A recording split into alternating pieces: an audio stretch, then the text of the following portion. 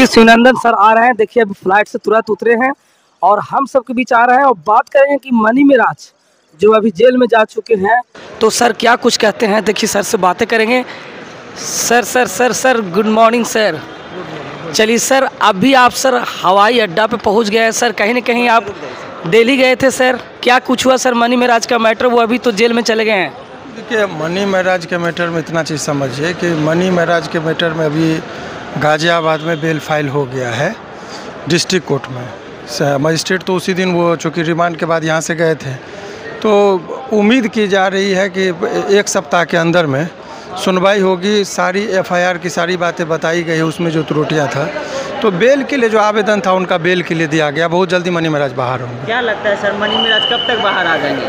ठीक है, समय सीमा तो कहना अभी ठीक नहीं है, लेकिन बहुत जल्दी निकलेंगे। वो रोशन रोही वाला जो लंबे अवधि तक के लिए गया था, वो ऐसी नौबत नहीं है। तो सर बनु दगड़ जिस तरह से सोचती है कि उनको फंसाना है, उनको जेल से बाहर नहीं निकलना, कैरियर खराब कर देना है, तो क्या सर ऐसा नहीं देखने को मिलेगा?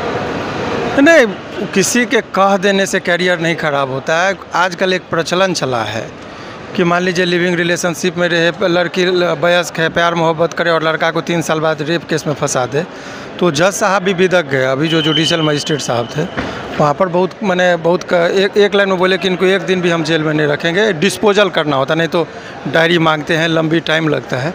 उन्होंने कहा कि नहीं, ये लड़का निर्दोष है, उनका कमेंट था।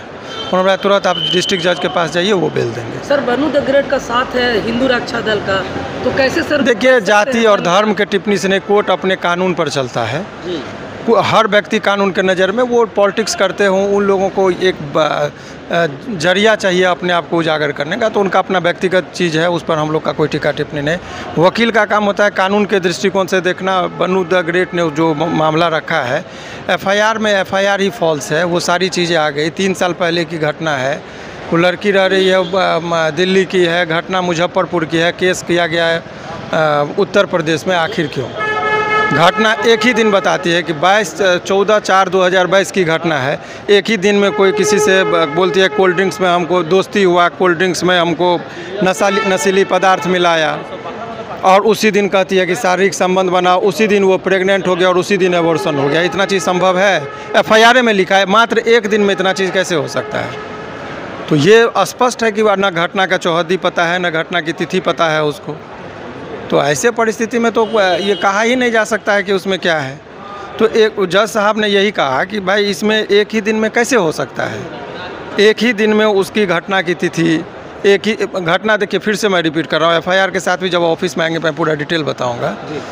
घटना बता रही है कि 14/4/2022 में कह रही कि हमको दोस्ती भी हो गया, क्योंकि घटना कब से कब तक का एक एफआईआर का कॉलम होता है।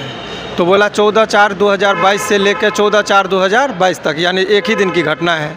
इतना ही में वो विवरण दे रही है कि हमारे साथ दोस्ती हुआ, जाति छुपाकर, नाम छुपाकर।